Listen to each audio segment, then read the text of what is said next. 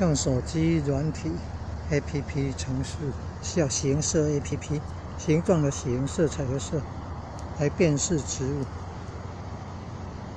拍照，然后辨识，那很快就知道答案了。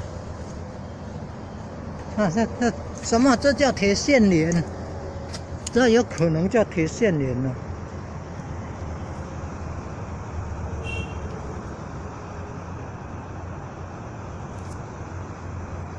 这怎么会是铁线莲呢？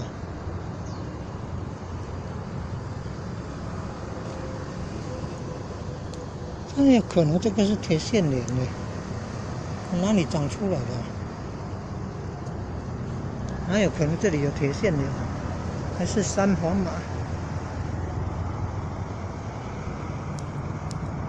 铁线莲，三黄马。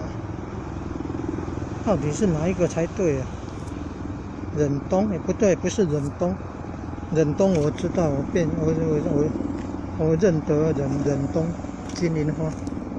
这三黄马有可能，铁线莲呢又不太可能。但是